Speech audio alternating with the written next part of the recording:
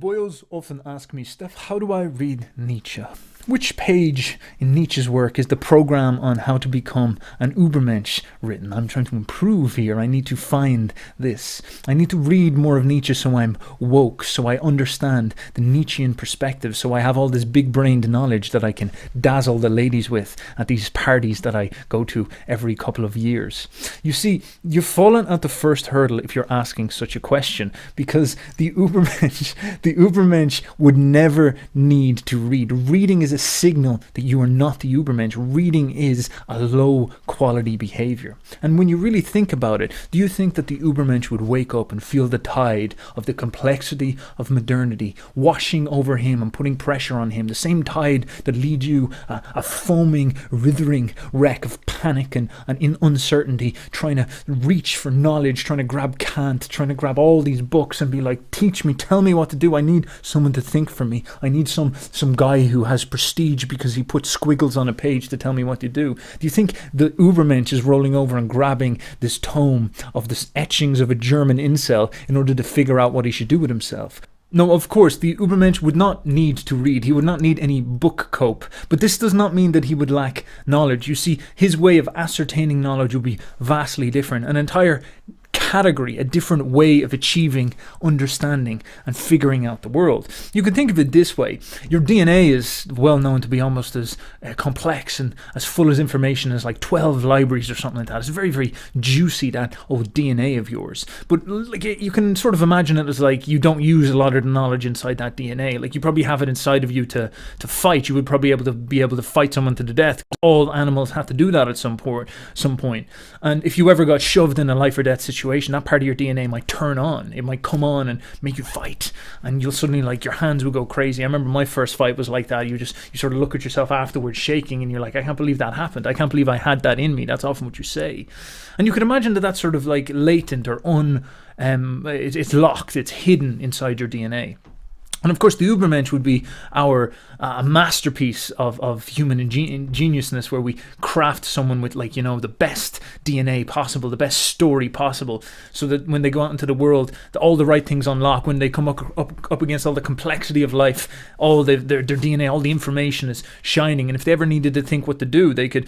Interestingly, when they thrust themselves into life, it's almost like this DNA would turn on at the right times and scream up inside of their minds like passions, like gods, like instincts, literally they would be instincts, and they would shout in his mind and tell him what to do, like the voices of his intuition and his gut and his synchronized psyche. The entire embodied experience of his whole psyche would push him in the right directions, and he would be very action orientated, and his way of understanding reality and figuring things out would be actually about him going and engaging with reality and unlocking these latent powers that exist within him. You see, the Ubermensch would rely on direct experience and trust that he has this information inside himself that would come out at the right time. And that is his version of study. That is his version of reading. And it's not orientated towards cope, because cope reading, book cope, is when you run into your little office, your little room, and you grab your little book and you go out into the world, and someone calls you a loser. They say something nasty to you, and you're like, oh my God, I'm embarrassed. I feel bad. My feelings are hurt, or someone, or you're like, you don't have enough money or something like that. You're not in the right job and all this, so you get depression, and so you run in and you go down, you climb into your book, and it's like, why do I suffer? What do I do? What's going on? And you open up these fellow German incels, and you read through them, and you're like, oh, this is explaining everything to me. And it's an interesting behavior when you think about it, because it's not about you going out into the world and punching back against the world and pushing yourself on the world and watching and feeling and experiencing that explosion of instincts and passion and gods that live within you, the DNA that certainly is there. Instead, you actually avoid that directly, and you go and you try to get second-hand experience. You go and you get the knowledge from the books that come in, this different type of experience. It's almost like implicitly or secretly you're saying to yourself that I am empty. I don't have any DNA or knowledge or anything intuitive or anything. There's no wisdom in me. I am not good enough. So what I need to do is I need to sit down and fill myself up with knowledge. I need to have the German incels sort of astrally inseminate me with real knowledge so that I become something. And it's a very, very interesting approach, because oftentimes these knowledge gatherers, they actually become, they fall into a bit of a problem. They end up foraging and gathering for knowledge endlessly and never actually go out and live real life. Now, what is so fascinating about this is that the dichotomy between these two forms of knowledge, the split between these two forms of knowledge, they have a very, very significant effect on who you become. Because as a young man, as a young boyo, as anybody really, you are faced with this problem of what am I going to be when I grow up, and what am I going to become when I'm older. And believe me, this process can last well into your 40s. It can go for quite a while.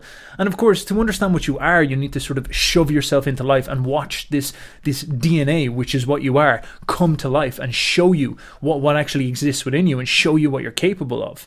And so the correct way to go about your life would be to have as much direct experience of things as you can.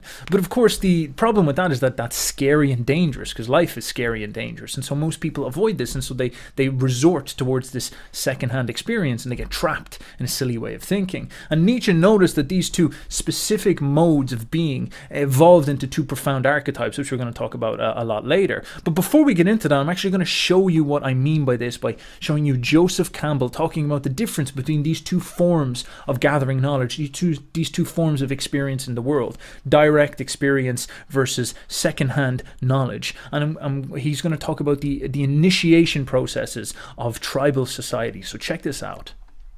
The rituals of initiation of young men in some of the very simple societies are extremely interesting.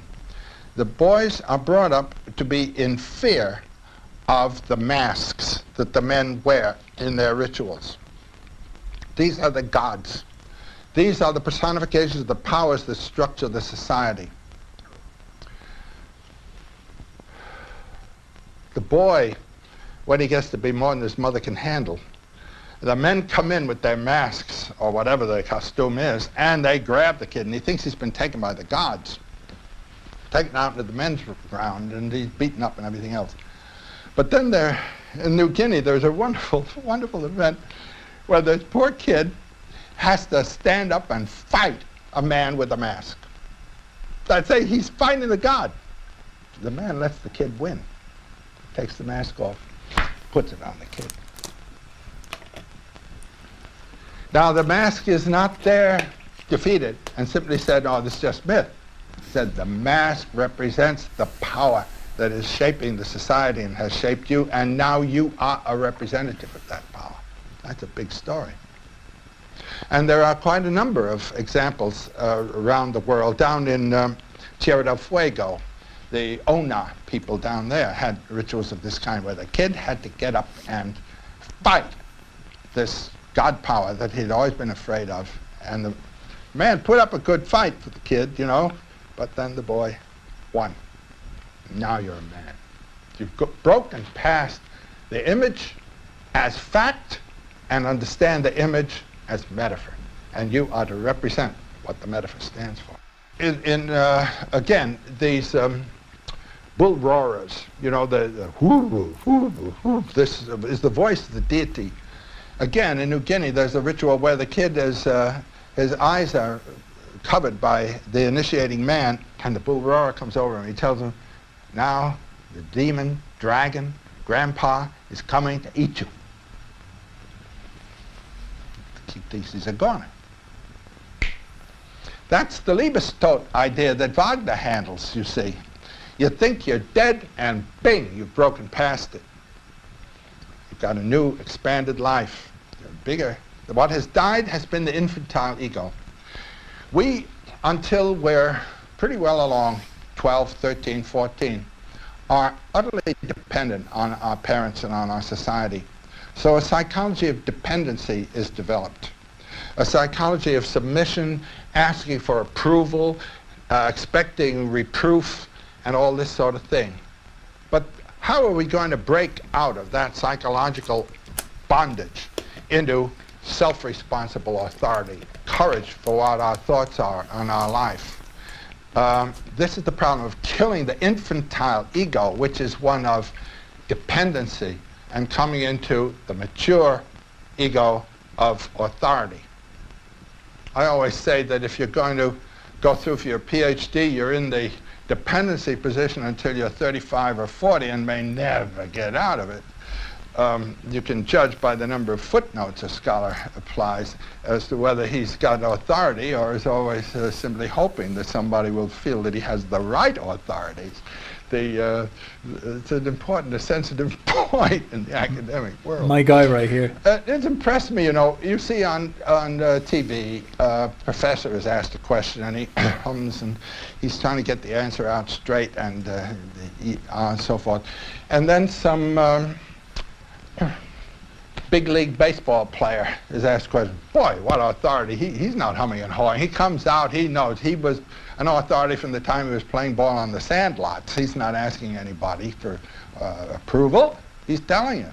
And this is the breakthrough to maturity that is required in the life of the adult.